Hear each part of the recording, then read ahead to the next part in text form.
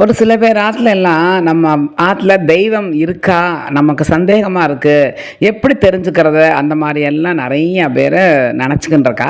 அந்த மாதிரி அந்த சந்தேகமே உங்கள் யாருக்குமே வேண்டாம். உங்கள் ஆற்றுல பள்ளி நடமாட்டம் இருக்கா, தெய்வ நடமாட்டம் இருக்கோ இல்லையோ, கெடுதல் நம்ம ஆற்றுல இருக்காது அப்படிங்கிறதுக்கு ஒரே ஒரு சாட்சி போகிறோம். பள்ளி நடமாட்டம் இருந்தால் கெடுதல் சக்திகள் நம்ம ஆற்றுக்குள்ளே இல்லை அப்படின்னு அர்த்தம். அது மட்டும் இல்லாமல் குருவி கூடு கட்டியிருக்கான்னு பாருங்க, இல்லை பறவைகள் ஆற்றுக்குள்ளே எதையச்சே வந்து போகிறதா, இந்த பட்டாம்பூச்சிகள் மற்ற பறவைகள் ஏதாவது ஒன்று ரெண்டு இந்த மாதிரி ஒன்று, இந்த பள்ளி இந்த மாதிரி ஒரு சில இந்த இதெல்லாம் வந்துட்டு உங்கள் ஆற்றுலேயே இருக்குது, இல்லை வந்துட்டு போகிறது, இல்லை கூடு கட்டி வச்சுருக்கு அப்படின்னாலே போரும், தெய்வ நடமாட்டம் இருக்குது அப்படின்னு அர்த்தம். அப்படியும் இல்லைன்னாக்கா கண்டிப்பான முறையில் கெட்ட சக்தி இல்லை அப்படிங்கிறத 100% நீங்கள் மனசார உணர்ந்து கொள்ளலாம். ஸோ அனாவசியமாக நீங்கள் பயப்படவே வேண்டாம்.